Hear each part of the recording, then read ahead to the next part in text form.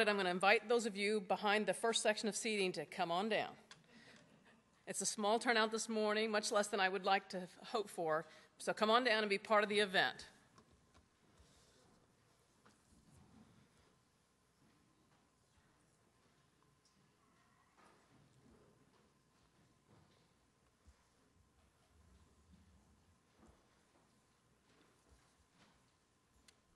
Thank you very much. Welcome to the Department of Interior. Can I get a show of hands of those of you who are not part of Interior? Thank you for joining us this morning. We greatly appreciate hosting you. I'm Pam Malum. I'm the Deputy Assistant Secretary for Human Capital and Diversity here at the Department, a role I've been in for a couple of years now that I very much enjoy. And it gives me great pleasure to welcome you here this morning to what I think you will find to be educational, informative, and a provocative event talking about self, gender, and life. I'm not going to spend a lot of time here because I want to get straight to the event, so I'd like to introduce Donna Rose, our speaker this morning. Donna is a world-class educator. She's been featured in many, many media forums, including USA Today, CNN, Entertainment Tonight, Diversity Inc., Harvard Business Review, and countless other local and national stories. She has many, many big clients, and we're glad to be one of hers now, including Eastman Kodak, JCPenney, Sodexo, J.D. Edwards, America Online, J.P. Morgan Chase, Starbucks. We're up in good company, let me tell you. So without further ado, let me introduce Donna Rose. That makes me sound so... You are so special. Makes me sound accomplished. You are accomplished. Oh, very funny. Well, thank you so much for that. I forget all the stuff I've done. I think it comes with age or blonde. I can't tell which. But thank you for taking time out this morning to come out to this event, and thank you to Pam for arranging it, and thanks to my friend Rachel for her support and for making all of this possible.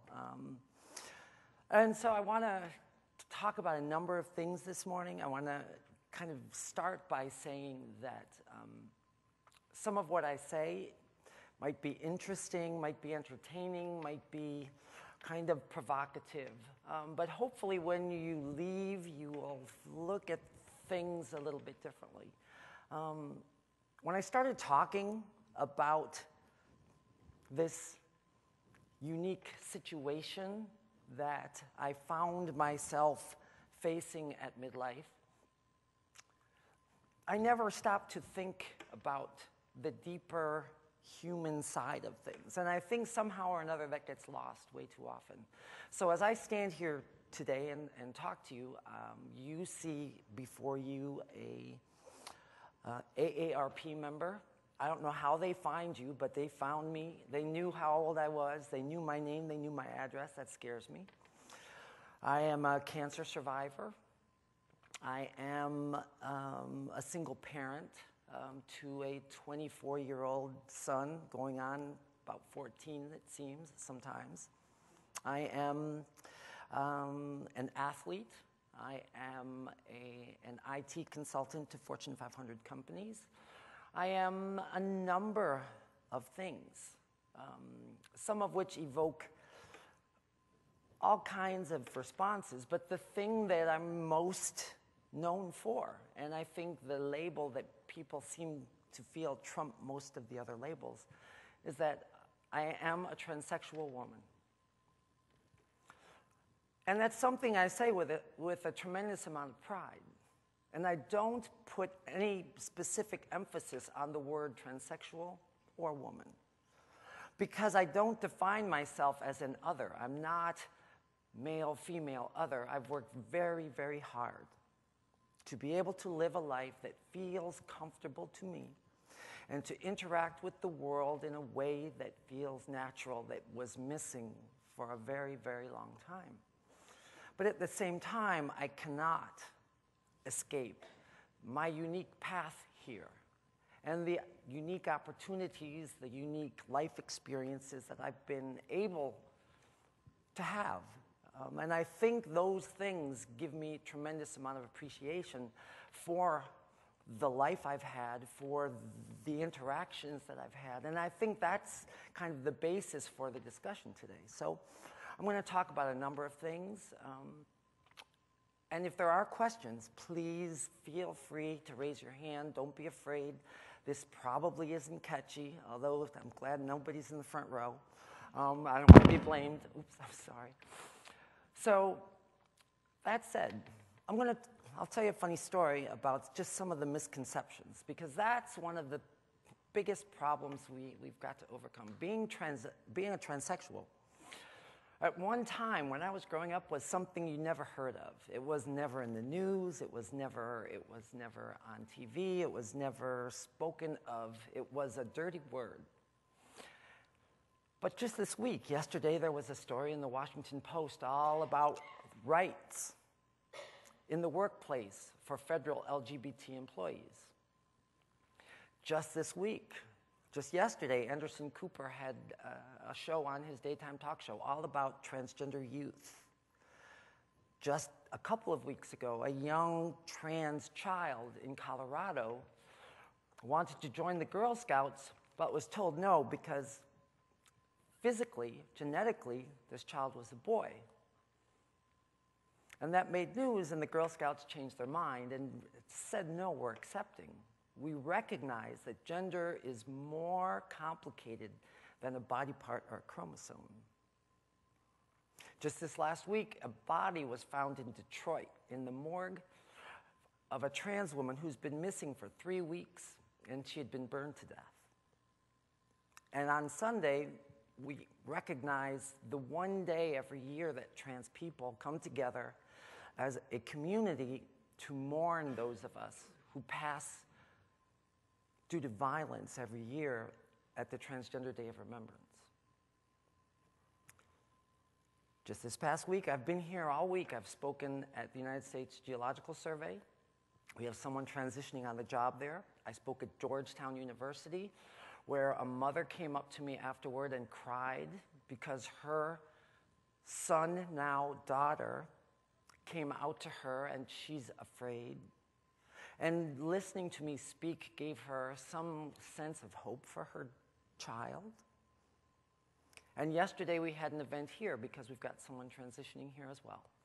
So the world is a much different place today that we talk about these things, that we humanize ourselves, that we kind of get away from some of the stereotypes and the barriers of discomfort, but still the world can be a difficult place for people who are different. And I am different. Make no mistake, I'm different. I'm the only one in here with open-toed shoes. That's a lifestyle choice. I was telling someone earlier that I like living in places where I can wear open-toed shoes. It makes me feel free. I used to live in Buffalo, New York. I've been up to here in snow. We don't get the drifts melting till the middle of June, so it's nice to live in places where it's not quite that cold. So that's a little bit about me, a very little bit about me. But from what I've told you, you don't know all that much else. You don't know my sexuality. You don't know my character. You don't know all that much else. So what I'm going to try and do today is try and have a conversation about personhood, about selfhood, about where my gender, where my sense of myself fits into a bigger picture of a healthy, well-rounded life. Because I like to think that each of us is more than one dimension of ourselves. So I'm more than any one part of me, and I work very hard to make sure that people don't force me into that one dimension. So, that being said, I've got some photographs. And what I'm going to try and do is put some framework, some context into some of what I'm going to say so that it gives you a flavor for my life, for life in general. I am not every transgender person in the world.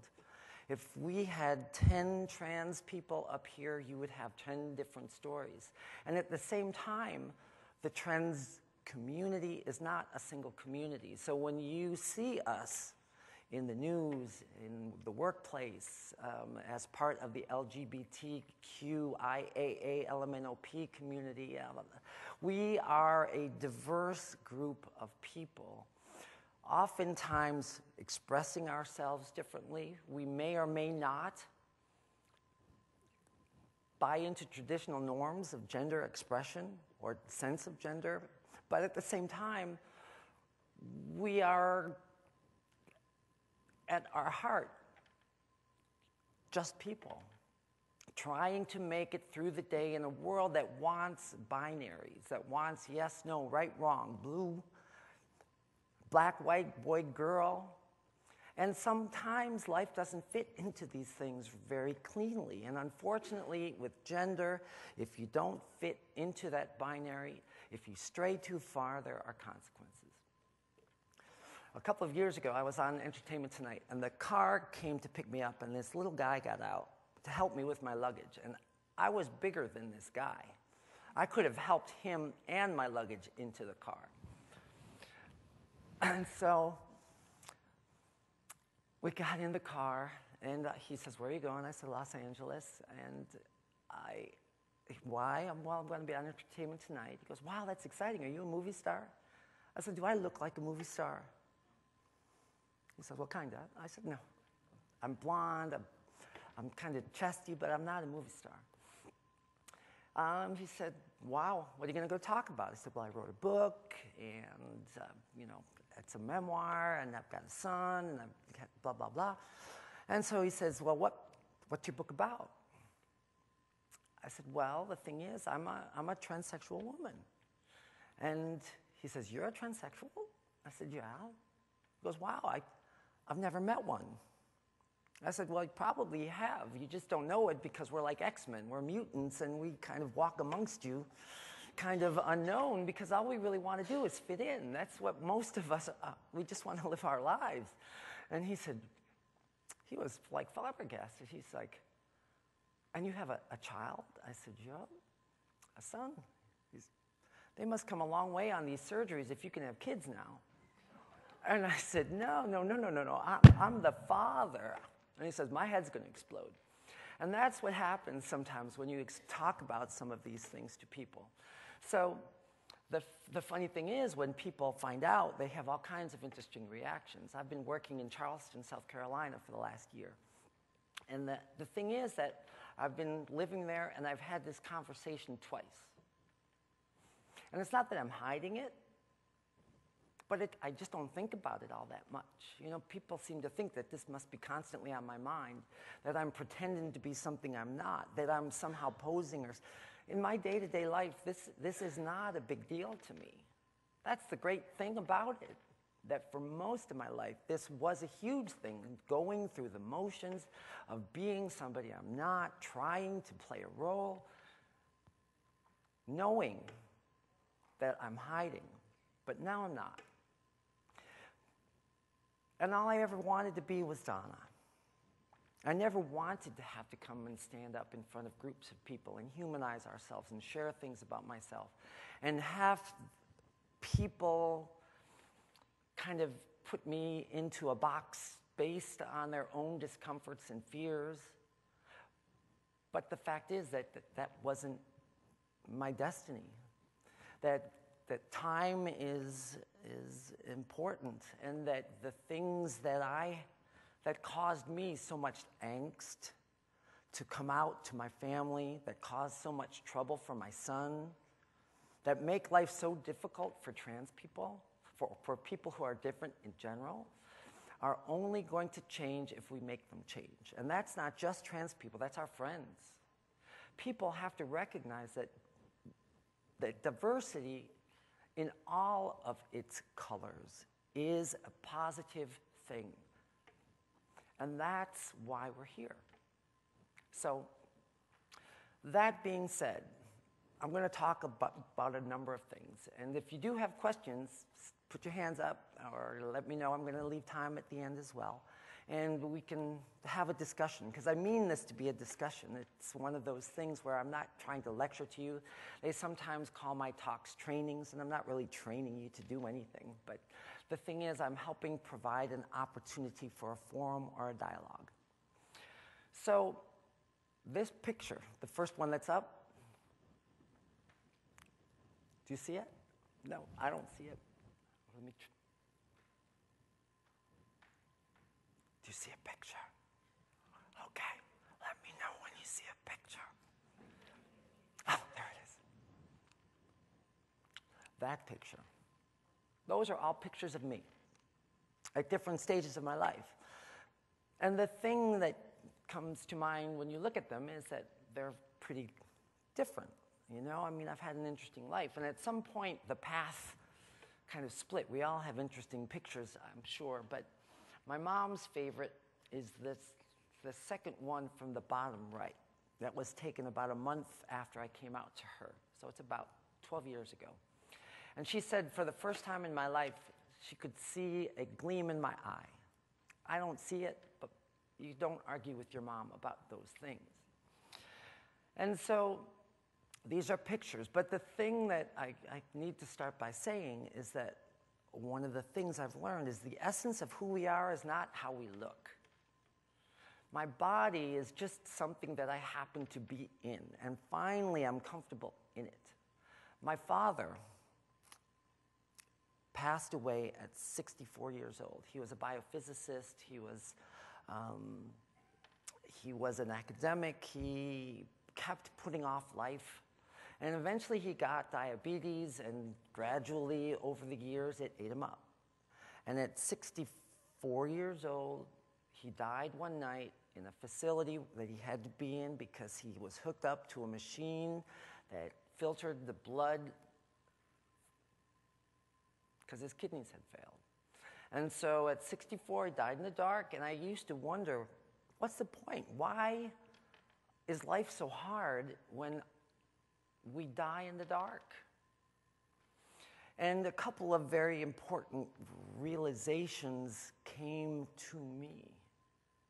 One of which was that the goal of life is to live it without regrets. That when you face that moment, and we're all going to face it, we have to recognize that we lived it, and we lived it well because we only have one chance.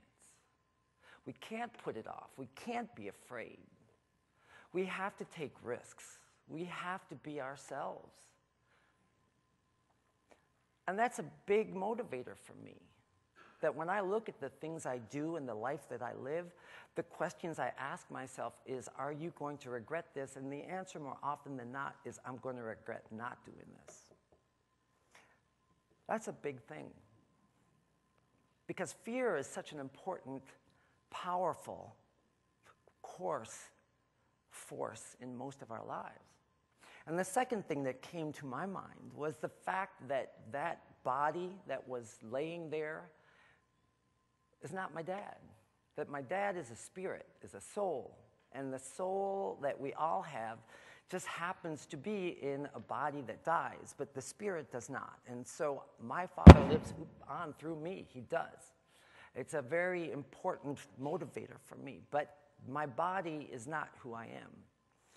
So all of this work to be comfortable in my body just is a matter of making it comfortable. So we all try to make it look, we all try to present ourselves to other people how we want to be perceived or so we can be accepted. But finally in my life, I can be accepted, I can walk down the street and nobody laughs, I can walk outside and I can look at myself in the mirror and like who I see, and there is alignment. So finally, that to me is what this journey has been about. So when I tell you I'm a transsexual woman, this is not about body parts. This is not about sexuality. This is not about perversion. This is not about morality. This is about becoming comfortable. In fact, it is about self. And that's a good thing. For me, it's a good thing. Whether anybody else understands that, I can't make it better. Whether anybody else takes the time to analyze their lives or look at the things they do or recognize how they treat other people or see fear for what it is, I can't change those things. All I can do is be me.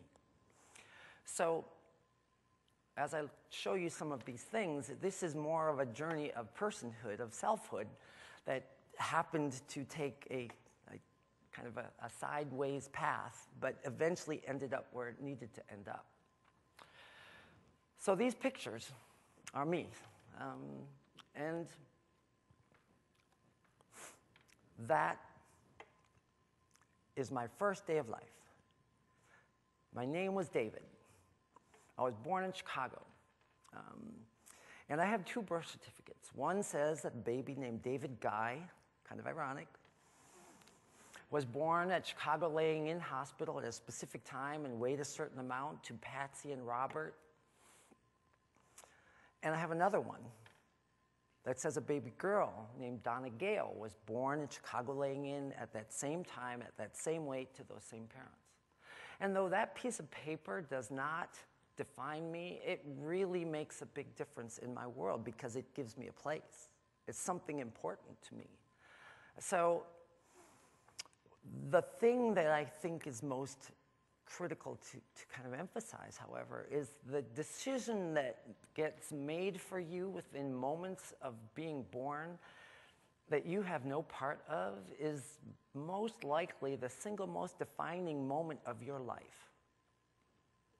The minute a doctor holds you up and looks to say, this is a boy baby or this is a girl baby, that automatically opens doors for you and sets a path for your life, and it closes other doors.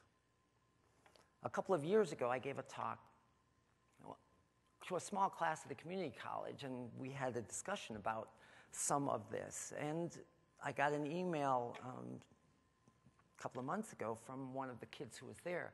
And she said, you know, when you spoke to us, I don't know if anybody that you talk with ever follows up with you, but the words that you said were very powerful to me, and I was pregnant at the time, and I've made a conscious decision to let my daughter be my daughter and determine how she's going to be.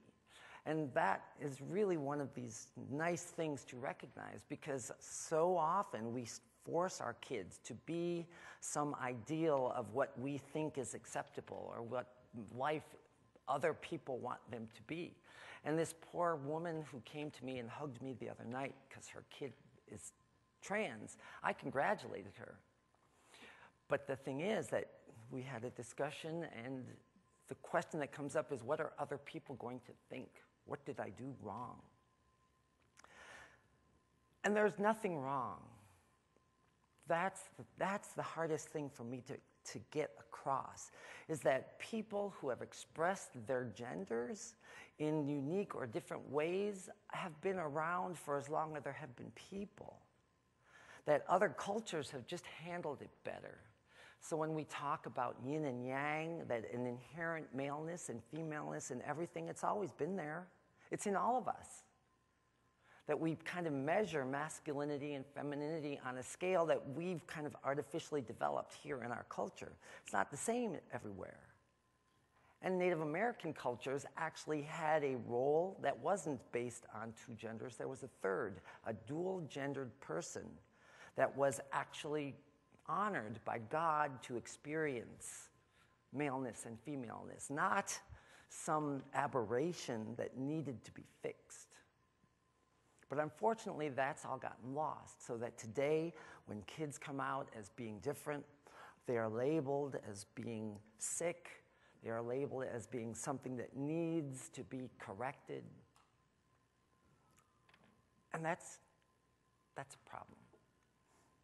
So when I was born, I was given a gender-appropriate name. My name was David. My mother was not a good name picker. She wanted to name me Jimmy John. I'm glad she didn't win that argument, but my dad won. But my mom picked my middle name. My mom picked Gail. She asked if she could pick. I wanted the same initials. And I was worried that she was going to pick a funky G name. And if anybody has a funky G name, I'm sorry, like Genevieve or Gertrude or so, you know, I'm not a Gertrude. I'm a lot of things. I'm not a Gertrude. But my name is Donna Gale. And when I moved to Texas a few years ago, everybody in Texas seems to have 2 names, and it just fit, Donna Gale. So everybody knew me as Donna Gale. But one of these misconceptions is that somehow or another, as a trans person, as a transsexual person, that somehow we are all identifiable from a young age, and I was not. I mean, I liked boy things and girl things. Nothing seemed inherently masculine or feminine to me, so I liked things. This picture, it's not a happy picture. This picture is my first day of school. And when I came out to my mom at 40, she felt incredibly guilty. She didn't know. I mean, she had no indication. Nobody knew. I hid it very, very well.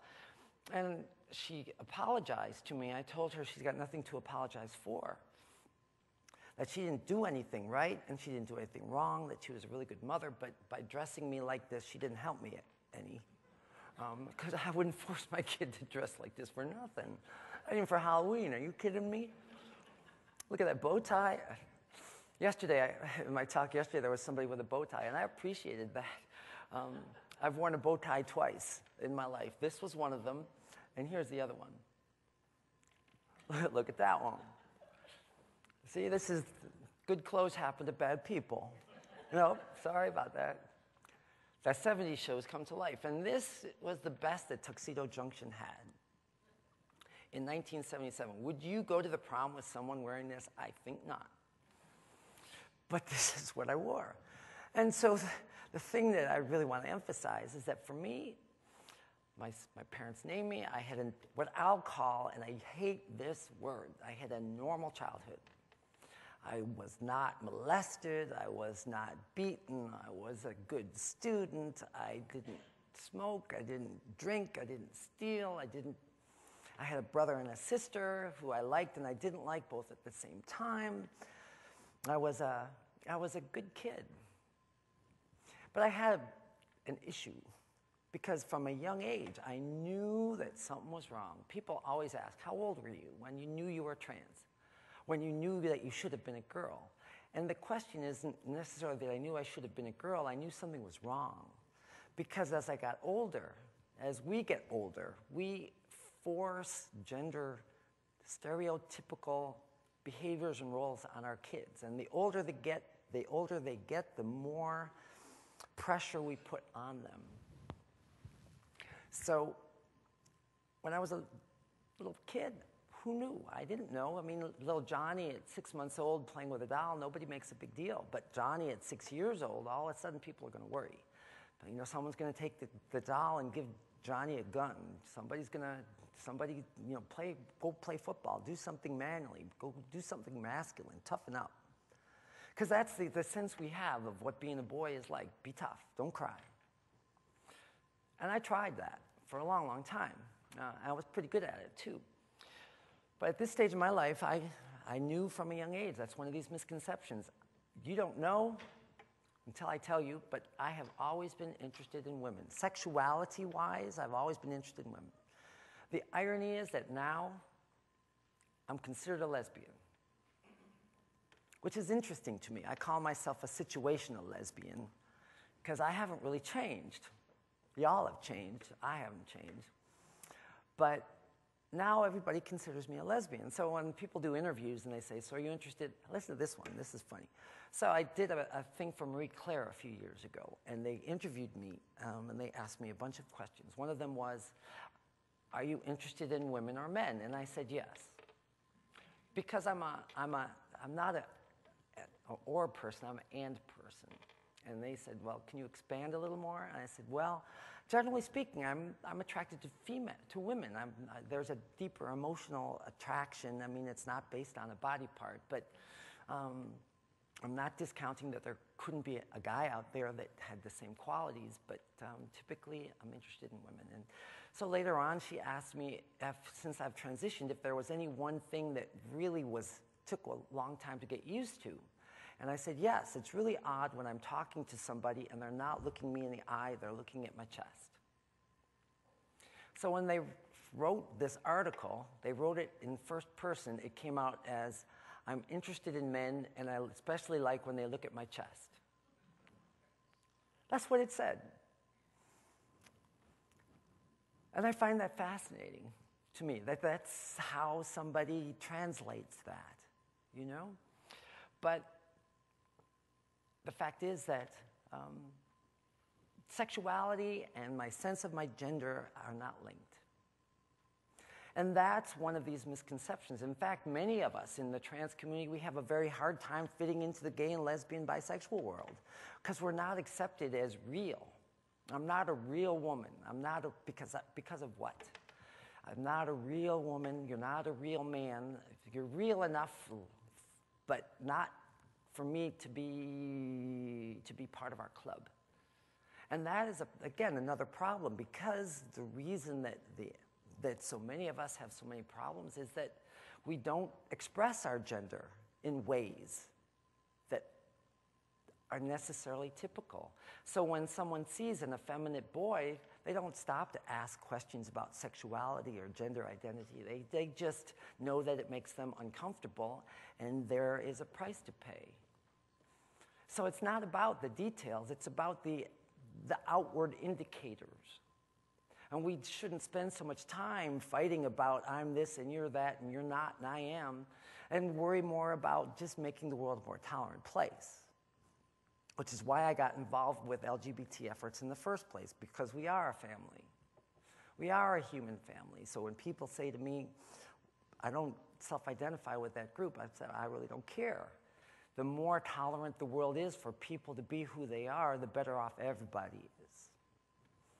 So one of the things that has to be kind of mentioned is that as time has progressed, being identified as a transgender person. Transgender, that word did not exist. When I was growing up, in the 60s, in the 70s, transgender did not exist. And even today, there are transsexual people who will bristle at the notion that they belong to this larger umbrella of transgender people, because cross-dressers and genderqueer kids, they all detract from some bigger picture where they're real and everybody else isn't, and I don't buy into that either. But we come from a place where the trans community is full of different groups.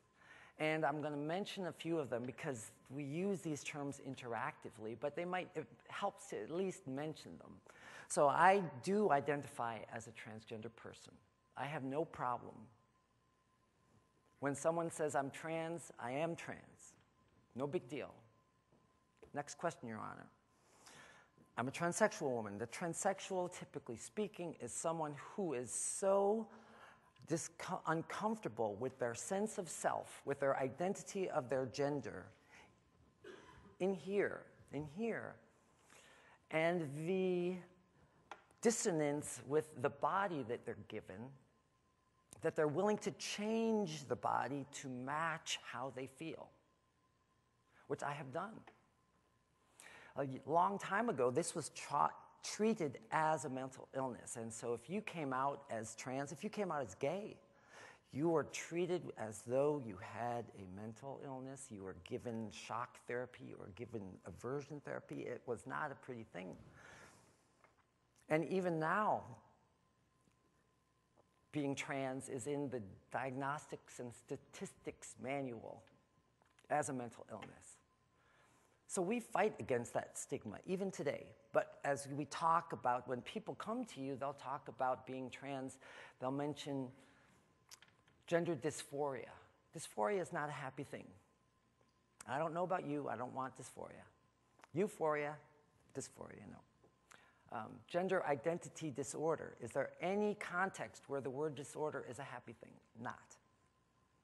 Because it implies that you need to be fixed or cured or otherwise repaired, or there is some kind of pejorative nature to the situation, and not. Because I am as healthy, I am as mentally competent, I am as self-aware, and my people in my world are similarly blessed. So we don't have to live under that. That's why in the workplace, this is the place where you're going to meet people who are different from you, where you look around the room and you see people of different nationalities and different places and different ages and different experiences. And rather than live in a self-imposed exile of sameness, now is a way to really learn about the world, learn about other people, learn how to work together, how to live together. That's an enriching thing. And so the workplace, that's why I got involved in the workplace. My first involvement in any kind of advocacy, I wrote a book in 2003 because growing up, I didn't have a book. There was no manual. There was no how-to book. There was no way to know that there was opportunity for a happy life. So when I transitioned, I kind of put things in perspective, and I ended up writing a book. And I never expected anybody would read my book. In fact, it never felt like a book. When it's on your computer, it's a Word document. But when it comes out, it's a book. It's something you...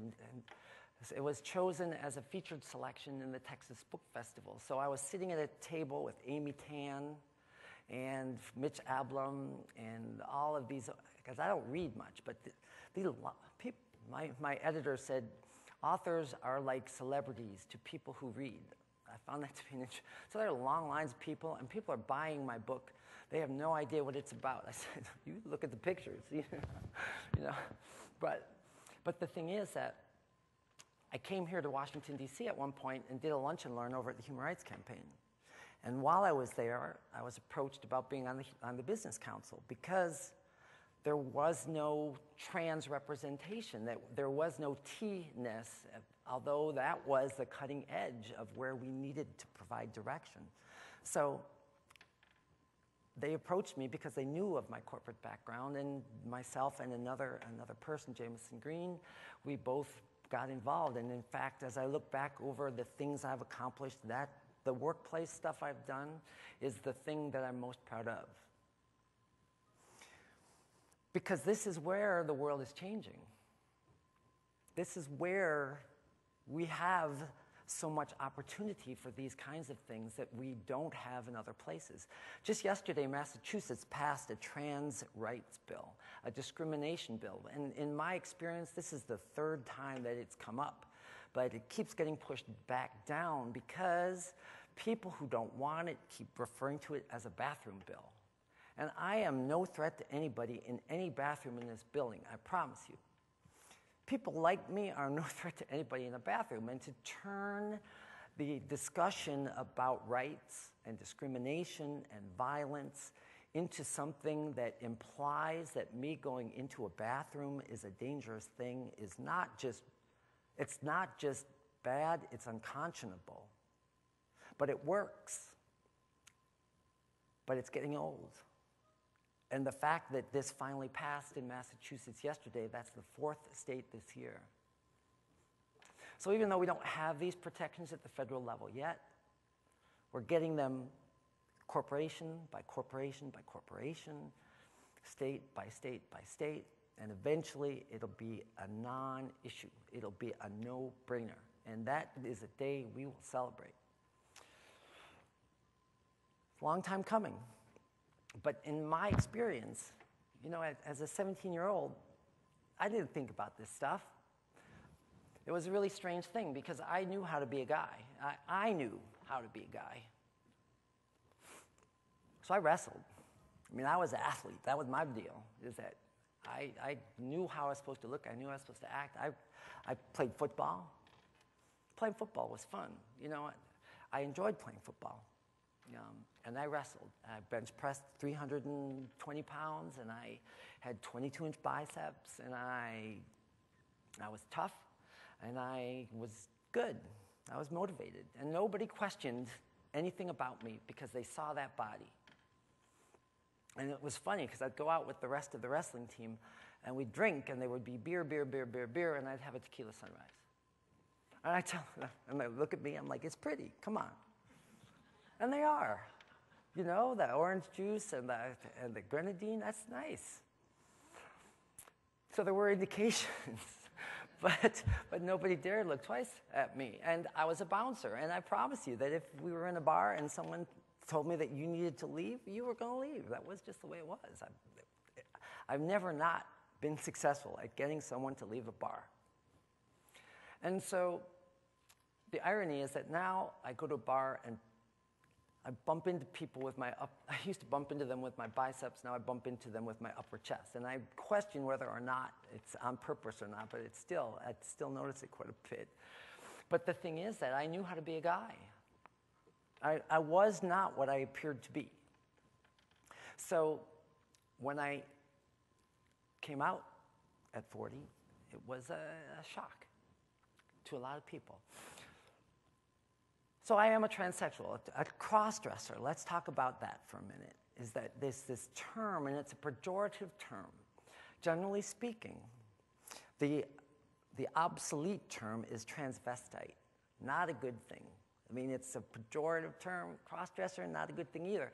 Because typically speaking, the word that gets unsaid before cross-dressing is fetishistic. There's a sense that somehow wearing the clothes of the other gender is a fetishistic, sexual, creepy thing. But there are many, many, many people who have a sense of their femininity or their masculinity that comes out in the need for expression, and that's a simple way of doing it. So I'm not saying that there's one size fits all, but I have many friends who could never transition, who is as sure of who they are in their heads as I am, who could never transition because they're too big, too old, too this, too that. They are too afraid. So they live this life of where they try to express themselves from time to time, but there's no label we can give to them, so they get this fetishistic, creepy thing. Now there's kids. I mean, I get to speak at universities, and kids don't look at gender the same way we do. I mean, go to a campus. It's cool. Genderqueer kids are cool. There was one kid the other night she was in a tux, and really nice white tux. And she looked at me, and she said, listen, some days I like to be Tanya, but some days I like to be Tony. What does that make me? I said, I don't know, but your wardrobe costs twice as much as mine. You're looking for a label? You're looking for me to define you? But all I'm going to say is that our world wants structure. You know, our world wants consistency. And that's kind of one of the things you got to realize, that if you can't do that or won't do that, there are challenges. But knock yourself out, because I love the freedom. Going to college campuses is great. And if you ever want to really gain a sense of empathy, go to an LGBT youth center. Because when you see these kids, it will blow you away. I went to my first youth center. It was in Dallas, and it was called Out Youth. And you go to these kids, you see these kids. Because being a trans adult or being an LGBT adult or being different, it's different being an adult, but you see these kids who come from all over, and their school life sucks, their home life sucks. I mean, life is just really hard for them, but they come together, and their family is at this center. And these kids are so courageous and resilient. That's why it breaks my heart when I see these kids hanging themselves and shooting themselves and jumping in front of trucks because they're being bullied. That breaks my heart. But if you ever want to see resiliency, go to a youth center. When I was at my first one, there was this kid walking out front. I went out, and I said, do you want to come in? And this kid saved up all of his money to get on the bus, but was afraid to go in the door. And one of the really wonderful organizations, just if I can put a plug in, is the Point Foundation, which is for LGBT kids. It gives scholarships. Do you know what the average age of a homeless trans youth is? 13. These kids come out, or these kids are identified as being trans, and they get kicked out 13 years old on the streets. And we wonder why there's so much crime. We wonder why life is so difficult for so many of us. And the problem is that there's cultural problems, there are cultural issues as well. When you look at violence against trans people, the African American trans woman is very much more at risk for being killed in a violent way in this country than anybody else. That's why there's a body in Detroit in the morgue, and nobody knew for 3 weeks. But that, again, that to me is why we have to make the world a better place. A study came out, because when I was growing up, there were no numbers. You know, people say, how many transgender people are in the world? And who knows? I mean, I think everybody should be transgender for a little while. I think it's like a club we all should be part of, but we don't have a recruiting drive on. We don't have a very good process of onboarding yet. But the thing is that who knows how many of us there are, because it's a self-identified situation.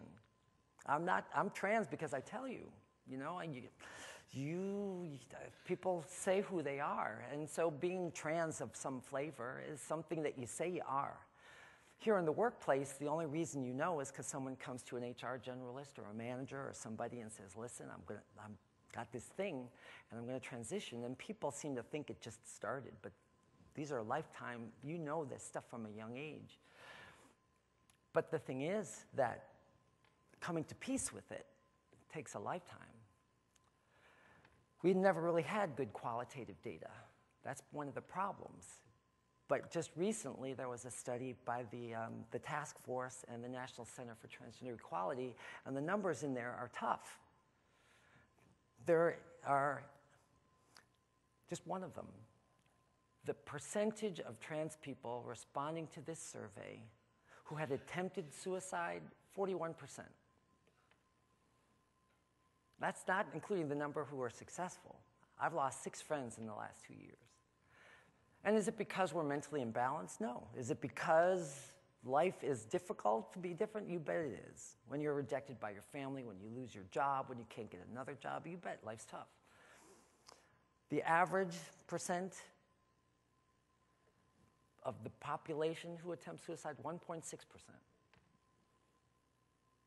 The average number of people who are diagnosed as schizophrenic, still less than 10%.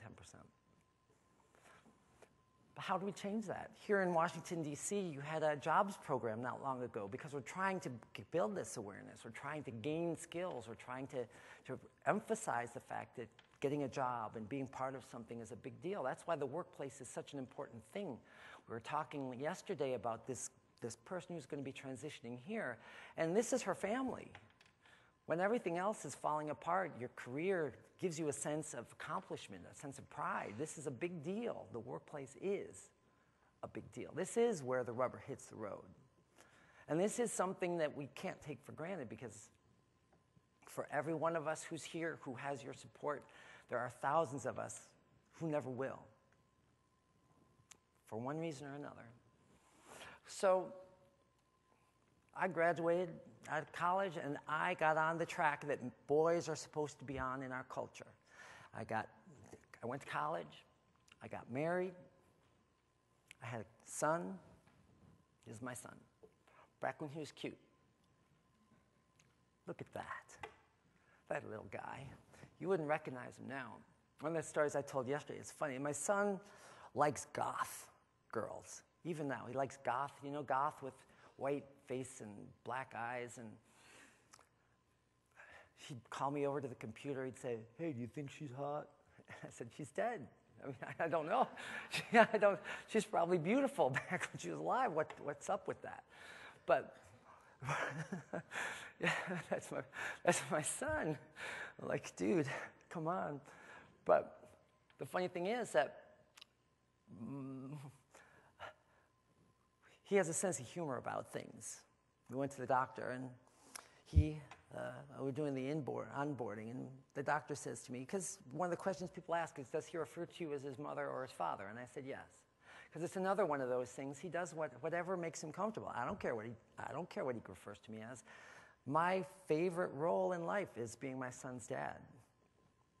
And it would have been a significant source of pain to hear my son call anybody else dad. I'm just saying.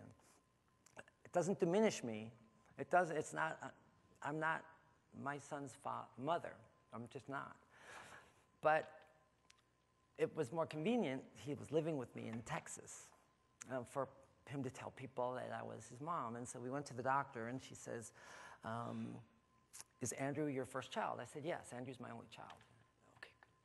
Did you have him naturally or cesarean? Whew. It's a toughie. Andy was born naturally. It's accurate. My son's giggling at this point. Did you find him to be a difficult pregnancy? I'm like, oh, hell no. He was fine by me. Like, but like I said, we have this, really interesting rapport, and he's cool with things. But that's the unique thing, give and take of our lives, is that, my son, for the first year, didn't accept me. He wouldn't talk to me. We lost touch. It was one thing to tell him, which was excruciating, but a whole other thing to watch me change and watch him gradually pull away. Because time is critical for all of this. When you tell somebody something about yourself, you need to give it some time to percolate. And I had a whole lifetime. So my son, thankfully now we're good. I'll see him next week for Thanksgiving. And he called me last night, asked if I'm going to make stuffing. I'll make stuffing for him because we're in good shape now. That's my little man. So when I look back over my life, the things I'm most proud of, some of the stuff I've done in the community, and my son. My son is my legacy. My son is my guy. But when you look back over the course, the point of these pictures is to actually show that my growing up was unremarkable. There was no way to know. If you knew me 15 years ago, you would not know, because I didn't know. I knew, but I didn't know. I knew, but I didn't accept. Let's put it that way. And so when I came out, this whole thing, I originally figured that everybody who were my best friends would accept, but the thing is that those were the ones who fell away because they felt betrayed. They felt deceived. They felt as though they had a stake in me, and somehow or another, the person they knew wasn't the person that I am, and in some ways that was true. But to me, a friend is somebody who sticks through you, who knows you for you. And I learned a lot about friendship, about relationships, about being a friend and needing a friend over the years, because that was not something that was a big deal to me growing up. Needing somebody as a guy for me was a source of weakness. Needing somebody now is just a natural thing. And the relationships in my life, when I have walls, when you're hiding something, that's a big deal because you can only get so close. If the wall is this thick, you're not getting closer, I promise you. But now there are no walls, so I cry. I laugh, I cry. I'm vulnerable. Despite what people may see when they look at me, I am vulnerable. I'm a lifelong Buffalo Bills fan. I'm recovering. I go to group therapy. And I didn't choose it. I was born that way. So I'm going to fast forward now. So I am a transsexual. I knew it from a young age. I felt alone until I found the internet. And the internet showed me that there were other people. And you know what? We're a cross-section of society. We are engineers, we are pilots, we are doctors, we are your neighbors, we are your sons, we are your daughters. We are a cross-section of society. There's no one thing that causes this. There's no one indicator. There's no, who knows? But the thing is, I finally found role models. And never underestimate how important role models are in your life. Mentors, people who look up to you in whatever capacity you are. Because I found people who were willing to share. And so what I never found in a library growing up, I found on the internet. And so rather than buy into a sad reality of never giving myself an opportunity to live, I finally came to the recognition that I couldn't stop running. At some point in life, you have to confront yourself. You just do. And you can't feel sorry for yourself. Last year I was here, I gave a training, and I told a group about my niece. I have a niece. And her name's Kyrie. She's 12 now. But when Kyrie was born, the minute she was born, she had birth defects. I'll call them defects because she was underdeveloped here, and they put a tube in her throat and a tube in her stomach within minutes of being born, and she spent the first 2 months of her life in the NICU. And so she grew up, when she cried, she couldn't, there were tears, but no sound. She can't make sounds. So I'll call her now, and the second word she learned how to say was, Donna, Donna. The first word was, uh-oh, uh-oh. But she affects everybody because she has this spirit that just, I mean, you can't not feel it. You know, I go, my name is Donna Gale. And she says, happy. It's so, she writes me on Facebook, she writes me, I'm happy. And I write, oh, I love you. So simple. But she just wanted, she didn't know that she should expect less out of life. And she refuses to accept that she should accept less out of life. So she wanted to be just like everybody else. She loves music. At this stage of life, if you went over to her house on any given day, she's standing in front of the TV, one leg is shorter than the other, and she's dancing in front of the TV the way that she does. And she wanted to join the choir because she loves music, but she can't speak. But she knows how to hum. So my niece, for the Christmas presentation last year, was up there with all the other kids in her red skirt, part of the choir, humming and dancing. And that, to me, was my role model, because I used to feel so sorry for myself. But when you put things in perspective, it changes things. I used to cry, why did this happen to me? Why? Why was I born into a body that doesn't fit? I have a good life. I've got cars, I've got a wife I love, I've got a son, I've got money, I've got a career, I've got all this other stuff, but why? Why? Why do I have to expose this to other people, and then I'm going to risk losing it? And it's because. It's just because. I can't feel sorry for myself. And that was a big deal. It took me a long time to get there. So at this stage of life, I realized that there's a protocol of treatment. And I hate the word treatment, but there's a protocol to follow to find out where you fit in the world. And so for a transsexual like me, it's called the standards of care, and it requires you to do some things. First, you have to start talking to a therapist. I started to see a therapist. I went at lunch. So no one ever saw me dress as Donna. I didn't cross-dress. I didn't go out. I didn't do anything that was odd, because I was too busy being a dad, a husband, a father, a worker. And so I used to go to my therapist. We would talk, blah, blah. I'm afraid. I'm this. I'm that. And she's like, it's okay. It'll be okay. And I started to learn that it would be okay. It was going to be okay. But after a certain number of months, the second stage of this treatment is to go on hormones that are appropriate for the gender. So at 38 years old, I started taking estrogen. And the moment that my life changed was the moment I let my doctor stick a needle in my butt and give me estrogen, because I knew that things would never be the same. I knew. Estrogen is magic for me. I mean, I know a lot of guys in here, you wouldn't do it for nothing. But for me, it was magic. You know, I was a guy, and nothing was too happy, never too sad, life's going on. But I take estrogen, and like, oh my God, I'm happy, I'm crying, it's cold, it's hot. What's that smell? Who's touching me? I mean, it's crazy how sensual the world became, but it was such a wonderful thing for me. That was a big deal for me. And so this picture is taken the same month as this picture, which was my first support group meeting. I finally found other people like me. When I found out I had cancer, I joined the support group. And we gave each other support. We loved one another. We cried with one another. We hugged one another. And this support group was no different.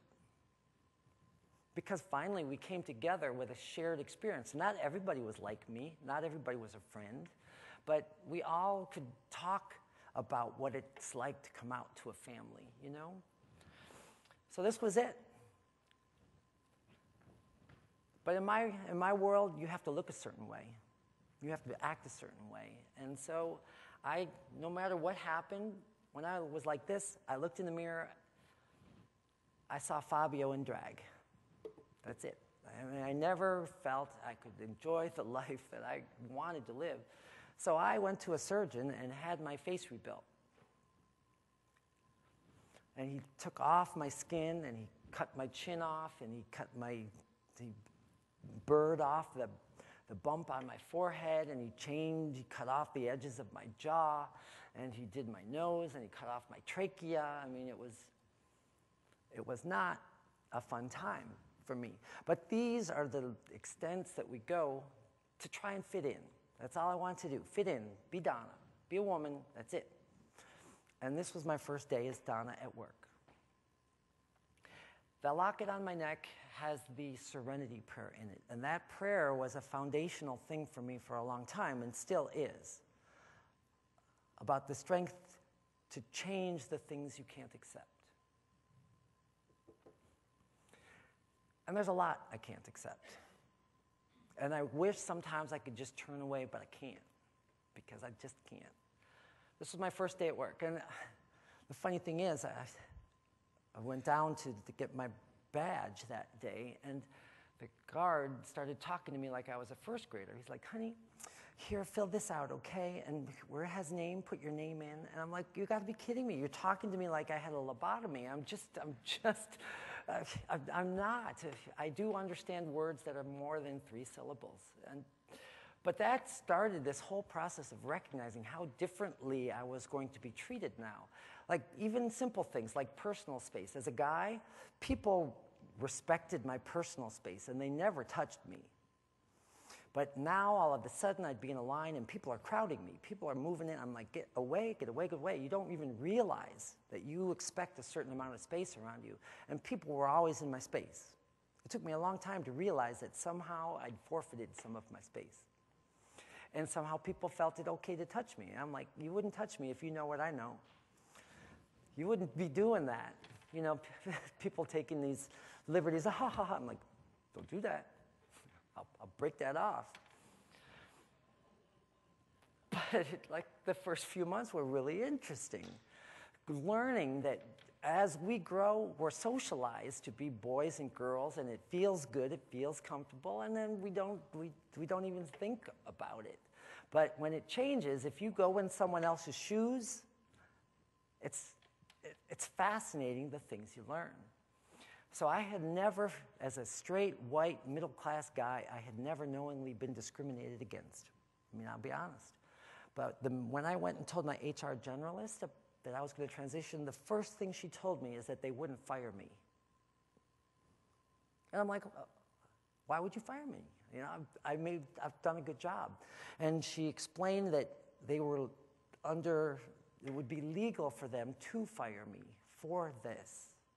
She explained that they'd spoken to my health benefits providers, and they weren't going to drop me. It never occurred to me that this could happen.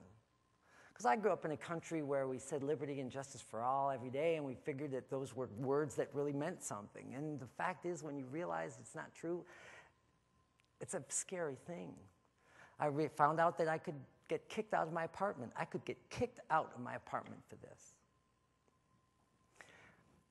I have one friend, and this is the sad stuff. This is why I keep doing what I do. I have one friend in Austin who was kicked out of where they lived. They came out, they were kicked out of their house, they couldn't get an apartment because they couldn't fit in. They ended up homeless. And the week before Christmas, she wouldn't go to a homeless shelter. The women's shelter wouldn't accept her. She had too much pride to go to the men's shelter, and so she froze to death on a park bench. I mean, this is the kind of stuff that makes me mad, that this stuff happens because we don't have an understanding or an empathy as to the personhood. I talked with this one gal, she's homeless, and she has one dress. She's a trans, and she uses it as a pillow because other people try and steal it while she's asleep. I mean, again, I've learned so much in recent years about life and the struggle that so many of us have. And I've learned a long time ago that the saying that all it takes for evil to triumph is for good people to do nothing is something that you have to feel personally. You can't not do something when something bad's happening, when hate is happening, when people are being ignorant. You can't not do something. So this, I told someone yesterday, this is the official hairstyle of Texas. They have a salon at the border crossing, and they don't allow lighters because the hairspray is combustible. But I transitioned. There was an awkward, difficult thing, and I moved away. I moved to Texas. And I did what I thought I wanted. I started fresh. Nobody knew my background. I was just the strappy neighbor who could lift heavy things to my neighbors. I was just Donna, the project manager. I was just a lot of things. But it gradually occurred to me that I'd traded one closet for another closet, that people would ask me questions and I couldn't answer them, honestly. That they'd ask me whether my son lived with me or my ex-husband. And so gradually, I realized something was wrong. And one of the key elements of coming out again now was that my workplace provided a forum where it felt acceptable. I joined the LGBT affinity group there. And I'd finally, one day we were sitting around a table and I outed myself again. You know, it was one of those things that I'd hidden again. And so it finally became okay to share this. And that's, again, why the workplace is such an important place. Whether you're LGBT or any of the alphabet soup or an ally, it's important to be part of these groups because we need friends. You need to get to know us. You get to know our kids, get to know our stories. And the more I was involved in the community, the more I felt a part of something special. And so in recent years, I've become very visible. I would dare say that I'm one of the most visible, outspoken trans people in the country. And there's a reason. I mean, I gave Jessica Lange an award a few years ago at the HRC dinner. She's had almost as much surgery as I have, I think. But it's been an honor to be a part of some really amazing things, to go to corporations and to help change policies, to help change the way people look at us. When we hired Joe Salmonese as executive director of the Human Rights Campaign, the thing that we kept emphasizing was the need to change hearts and minds. And that is still something that needs to happen. And when we look back at the world 40 years ago, if you were to look in the mid-1960s, you would have seen a world that's different than it is today. You would have seen race problems, you would have seen all kinds of strife, things that today are somewhat in the rearview mirror but are still percolating. Let's not be naive. That time is really important, but people made things change. They didn't just happen. It took a long time for things to change. And that change continues today. So the fact that someone like Chaz Bono can be on Dancing with the Stars is not a trivial thing. That a trans man is on Dancing with the Stars, a cultural phenomenon, not as a trans man, but as a man, regardless of his chromosomes, regardless of his body parts, regardless of surgical status. And that is what changes the conversation. That's what moves the bar. Just as much as these kinds of opportunities to humanize ourselves and talk with one another and to make it okay to be different. Because I am. different in lots of ways. I'm the only one in here with open-toed shoes. I mean, I'm different in a lot of ways. I told my mom, I turned 50, I got a tattoo. Mom said, haven't you seen enough needles over the course of your life? I'm like, yeah, I don't know what it was, but at this stage of life, you know, as we look at one another, I look around and I see people who, my age, who have stopped challenging themselves. I see people who have stopped looking for new goals. I see people who have stopped really reaching for the stars. And I can honestly say that when I think back to my dad, that if this is my last day, that I'm okay with that. That I can and will be able to say, I've lived a good life. I don't have regrets. And I make that not just something I want to say today, but that's a life challenge.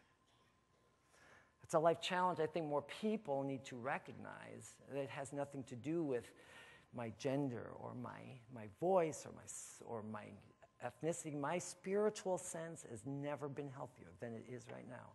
That's why I find it so ironic that the main source of people who come after me, who want to demonize people like me, are people who use God and try and cut my throat with it.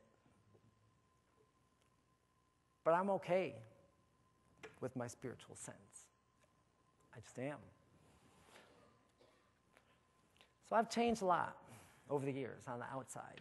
I have. I mean, these are just, what you see on the outside is what you see on the outside. I can change hairstyles. I can change clothes. I learn a lot about a lot of things I didn't get to learn when I was growing up. I didn't get to take home ec, and took shop. I was never any good at shop.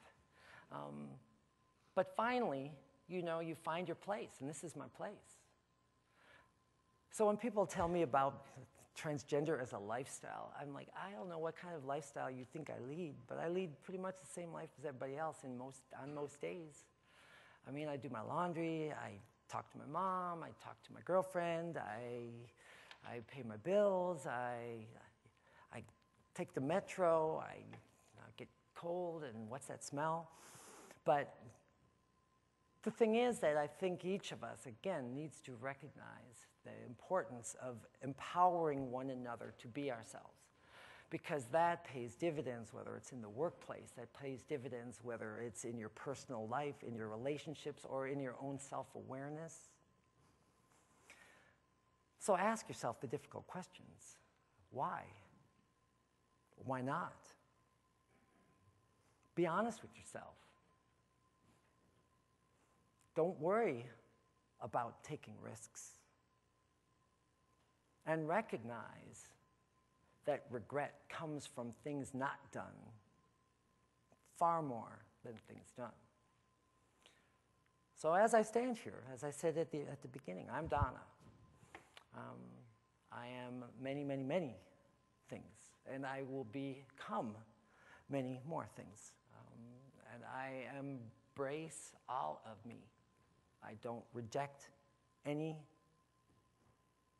or all of the things that I am. And I've stopped trying to live up to others' ideals or down to others' fears, and I'm just trying to be. And so with that said, I want to make sure if you want to ask questions, there's an opportunity. I have a website, so it's donnarose.com. Feel free to stop by there. If you want to send me email, I'm donna@donnarose.com. If you want to be a friend on Facebook, I've only got 5,000 friends, so feel free to be a friend. But if there are questions, if you need a resource, if you just want to talk or you just want to say hi, I'm there, and I really, really appreciate the opportunity that I've been given to come here and chat today. I hope you found it at least interesting, if not humorous, maybe educational, but at some point or another, I hope some of what we've had a chance to talk about makes sense in your own life, regardless of whatever labels you put on yourself. So thank you, and I appreciate your time.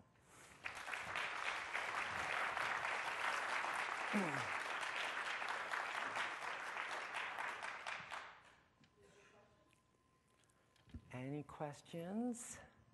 You can ask them. It's safe. Yeah, huh?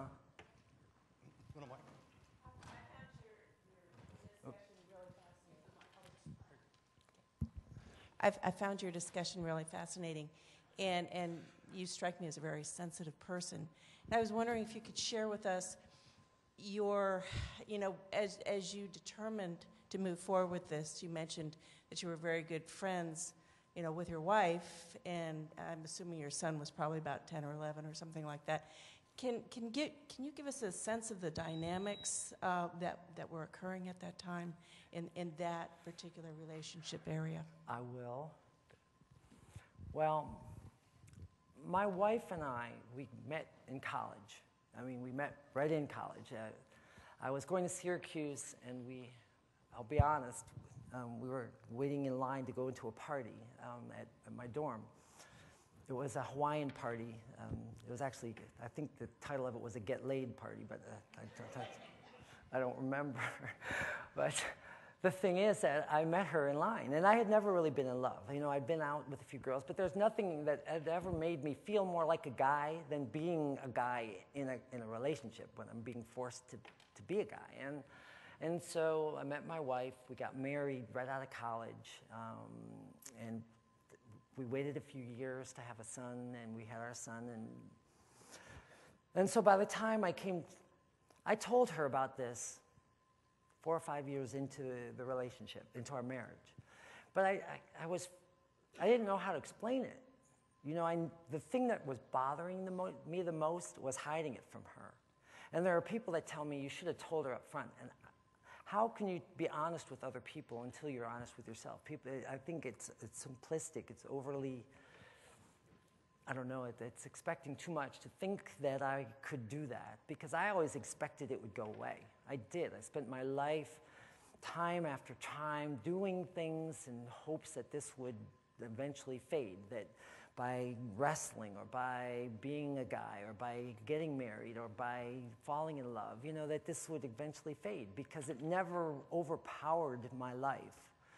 But as life went on, it got bigger, and I didn't know how to handle it.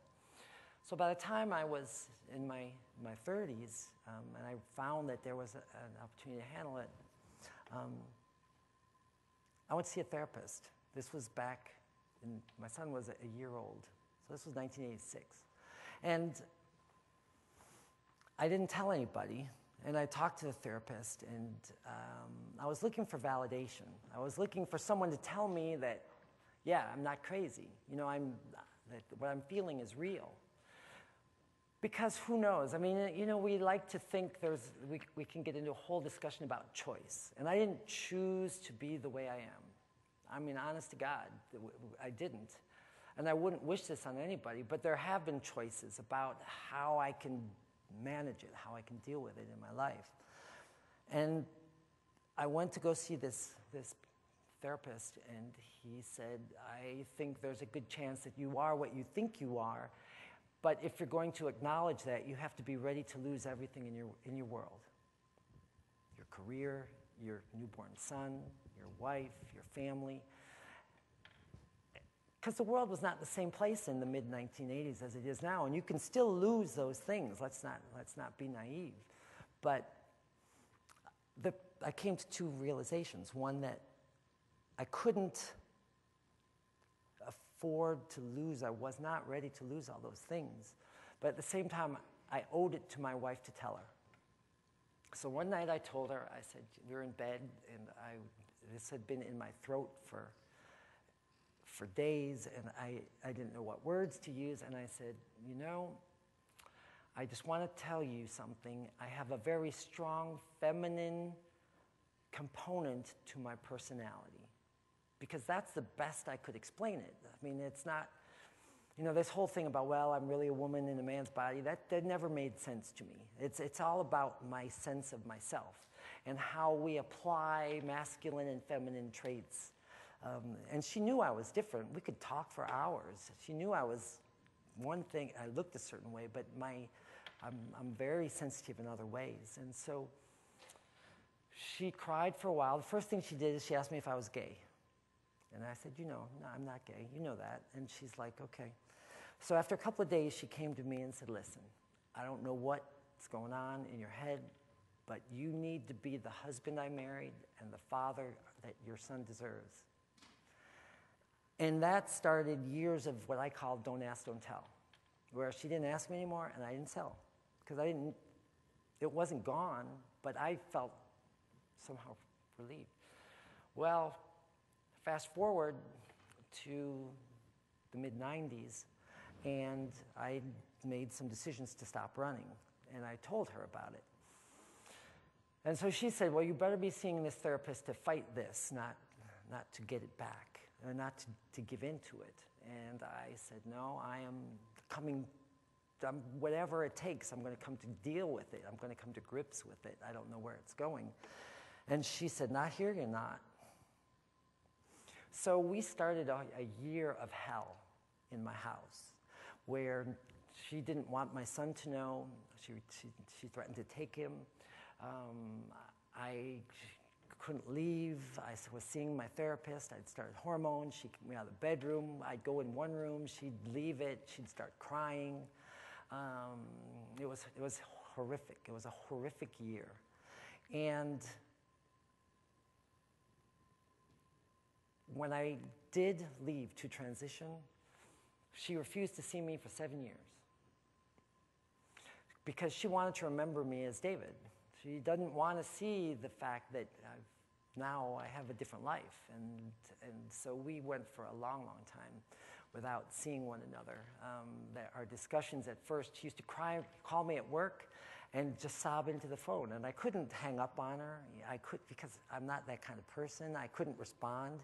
So you're sitting in your cubicle, and my wife's sobbing on the phone, and because her world is collapsing, and so life was really hard. I mean, I can't even begin to explain the challenges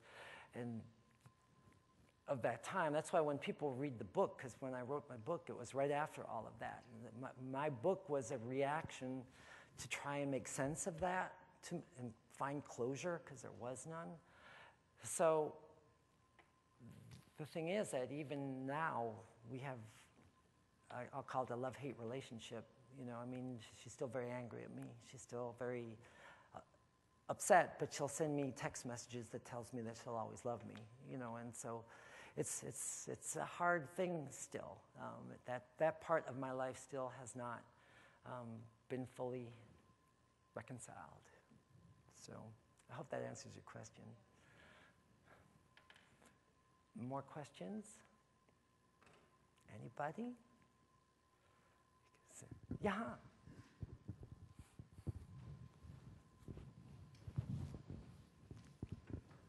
There's a lot of discussion in the media about children and parenting and with gay couples and lesbian couples and traditional couples. So the next step in your life may be grandchildren. And have you thought about that and the relationships? And I'm just kind of interested in what your perspective would be when your son has a child. Well, the thought of my son procreating scares me a little bit. I'm just going to say it. So, and I think about that from time to time. I'm going to take a step back from the question for a minute and say that many of the people who I know are parents. We are midlife transitioners, So when I talk about some of this experience, it's from the perspective of somebody who grew up at a time when this was a much more difficult thing to acknowledge. And so many of us come out in our midlife crises in some way, shape, or form, and we have marriages, we have kids, and we watch those relationships crumble and regrow, or we watch them change, or it's kind of there's no telling what's going to happen. But my son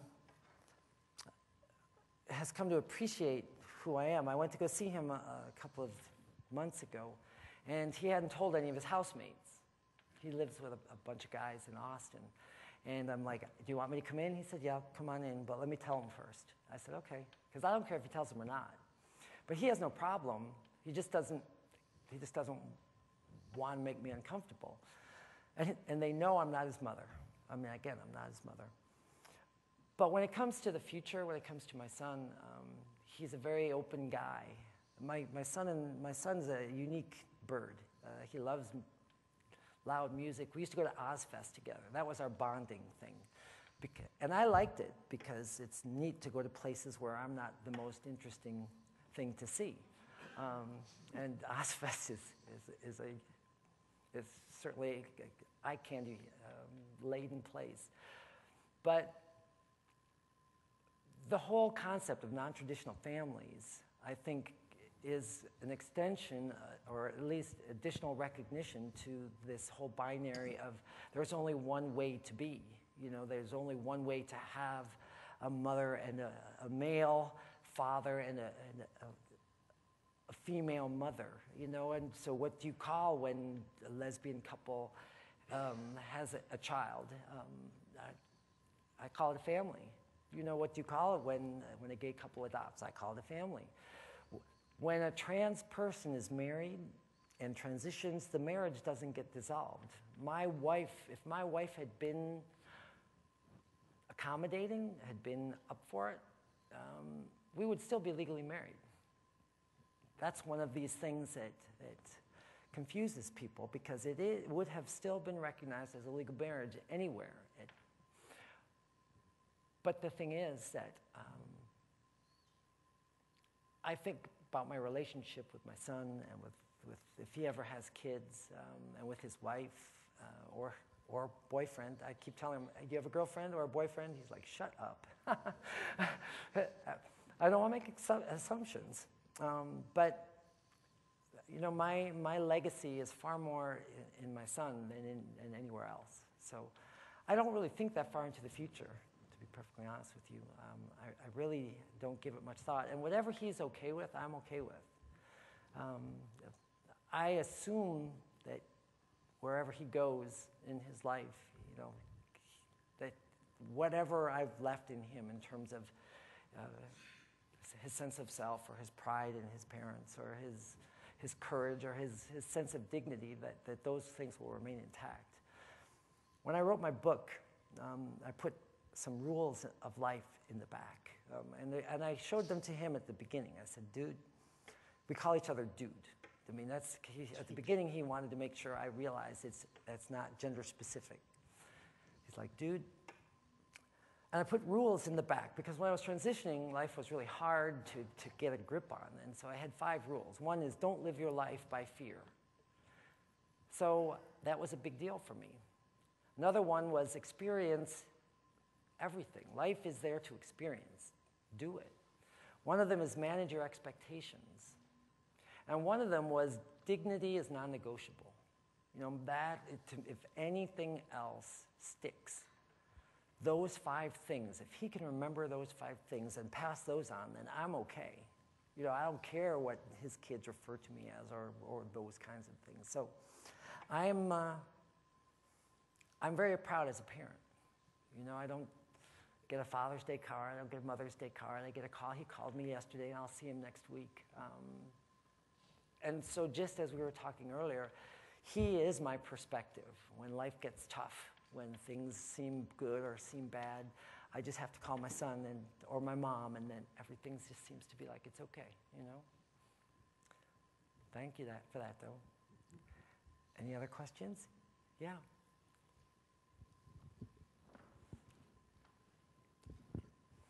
Hey, Donna. Hey, Rachel. You talked about your own experience and the experience of a man transitioning to a woman. Mm-hmm. From your experience in working with this community, what can you tell us about and what's different about a woman transitioning into a guy? Into a guy. When I was younger,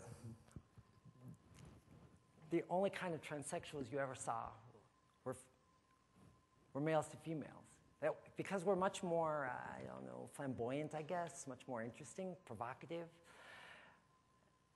And for a long time, even as I started to transition, the female to male community was invisible. We tried to put support groups together, and we had a challenging time. But there were a number of early pioneers who were very visible, female to male voices. One of whom was Jameson Green, who I mentioned earlier, who was on the business council with me. Jameson lives in the Bay Area, and you would never know that Jameson was ever not Jameson. Jameson has a beard, he's balding, he's gained a little bit of weight, but he's just a stocky guy. I mean, the way he moves, the way he talks, I mean, when my friends meet Jameson, they're like, holy crap, you've got to be kidding me. And I'm like, yeah, I'm just saying. But the thing is that there's this unique double standard on allowing boys to act in ways that are feminine and girls to act in ways that are masculine. And very often there's a different pathway, because many of the F to Ms that I know self-identify as butch lesbians first, and then at some point or another recognize that there's just still something missing. But the same as with everybody else, there's no one right path, one wrong path. Taking testosterone changes a female body in amazing ways. And so most of the F to Ms that I know are some of the most amazing people I know. I mean, they've got a unique perspective, the same as I think we all have unique perspectives. But the most significant thing is now the F to M community is a visible community. Jameson wrote a book called The Visible Man. And if you have a chance, if you want to read it, some of his perspectives and some of his ideas and some of some of the things he says are profound things that are very thought-provoking. And so now, again, as we talk about the trans community and some of the unique things that we've had to deal with, recognition of the F to M community as a visible, active component has never been more obvious. And it's not always a positive thing. We can argue about this situation a few years ago when F to M got pregnant. And people were saying, but men don't get pregnant. Pregnant man, what was a good thing or a bad thing? Pregnant man was a thing. Pregnant man was a reality of our lives, and whether you perceive that to be freakish or whether you perceive that to be an anomaly or some kind of something in between, it doesn't really matter because we don't necessarily fit so well. So for the F to Ms, oftentimes the surgeries are much more expensive. The surgeries are much less satisfactory in terms of results. And so where we fall, in the spectrum of finding where we belong in terms of our bodies and our sense of ourselves, it's changing. But there's much more recognition. Many of the surgeons in our community, many of the practitioners in our community are doing things now that they never did before. The surgeon who did my face now does masculinization procedures. He never did before. There's much more recognition as to, when it comes to genital reconstruction, there are several ways to do it, to make it not just an appearance thing, but a functional thing, and who are making it an active part of their practice. So the quality of life is improving, the recognition of the unique challenges and needs is improving, and as a result, the same as the visibility of F to Ms a few years ago had risen to the surface, so too now through Chaz and others, recognition of the unique flavor of the F2M community is very much on the forefront. And I look forward to working with Jameson on things because I think we all offer a unique perspective. So that's it with that, for that question, Jay. Anybody else? Well, if you do think of something, I'll be here for a little while. Write to me. Pam knows how to get a hold of me. These kinds of opportunities are really wonderful. I think providing a forum for us to talk to one another and get to know one another a little bit is just really helpful. So I hope you have enjoyed and found it helpful as well. And maybe I'll see you again. Thank you. Thank you.